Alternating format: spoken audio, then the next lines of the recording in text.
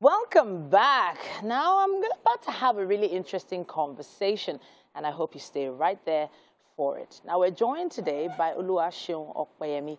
Now she's a lawyer, she's a finance consultant, but more importantly, she's a pioneer student of, or rather a student of the pioneer class of the SPPG. Wondering what that is? Now that's the School of Politics, Policy and Governance. And she's here to talk about the role of education in policymaking and development. It's great to have you on the show. Thank you very much. It's a pleasure to be here this morning. All right. So first of all, I hadn't actually heard about the school SPPG before now.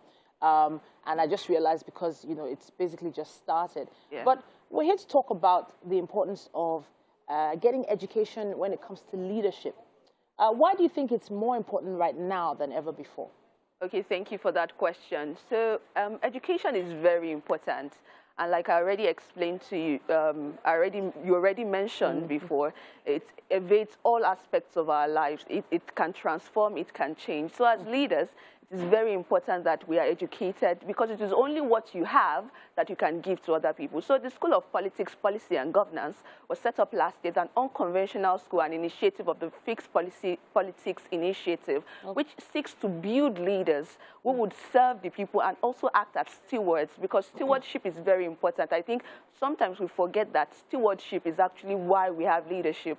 So that is what the school is doing, and is building a massive pipeline of students with disruptive thinking across Africa. So that's what the School of Politics is about. So I know that you're also very passionate about public speaking. Yes. You've likely had the opportunity to talk about this in many different areas. Yeah. You've probably heard different questions. What are the key questions that you've had to answer in your travels? I mean, with public speaking and also with leadership, it is very important to be clear that people are at the base of whatever policy making and development a nation can ever have. I like to always share the Singaporean example. Let's take Singapore, for instance. Sometimes in 1947, just after the World War, the country was in abject poverty, something that could be likened to what we have in developed countries now, in Nigeria and some other developing countries. But you know what? The country in 1960 took a stance and said we're going to transform our country by self-governance.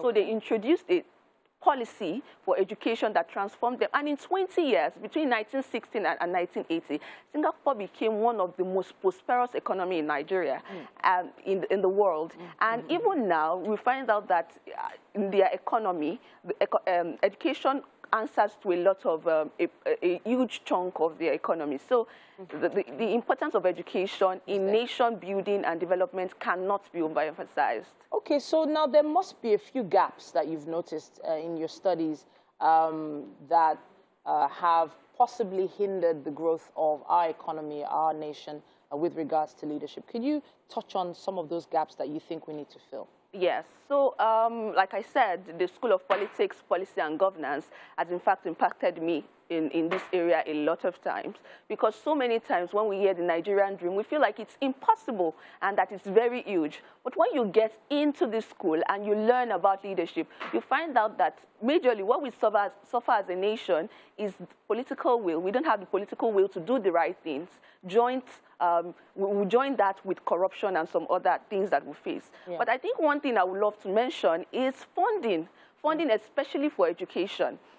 In the 2022 budget, you find that about 7.9% was allocated to education, which is below the 26% standard that UNESCO prescribes for developing countries. You would even find that Ghana stands about 23%, and South Africa at 16.7%.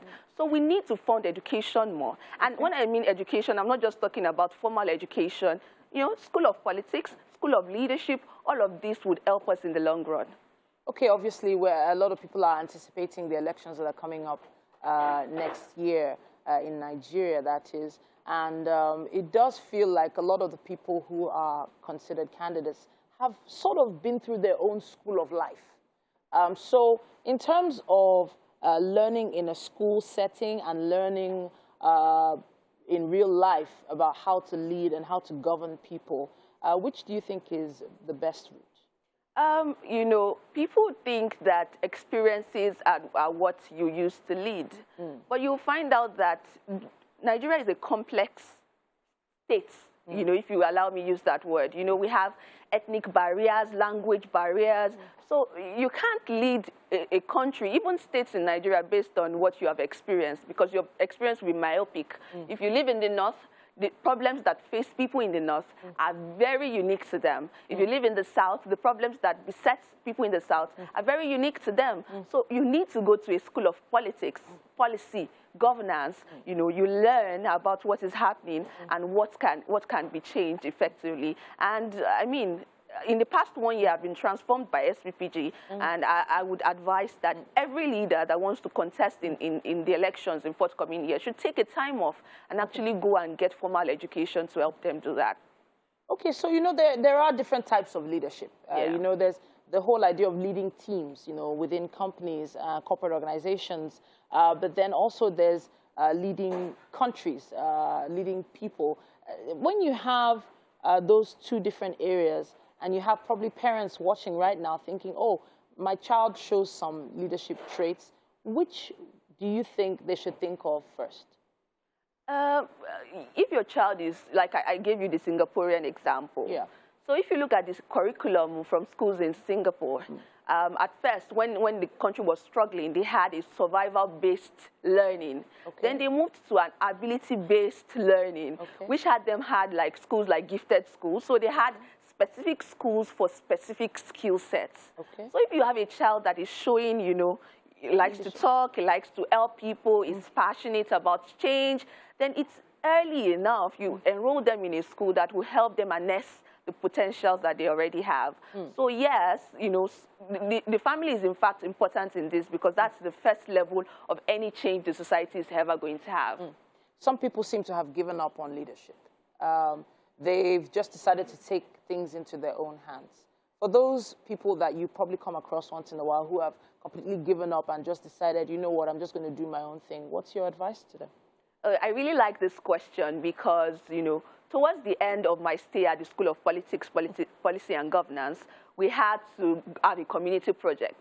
So my group especially went to the King's College, Lagos, and we spoke to, we took about 92 students through a 4-week period of teaching them about leadership and that.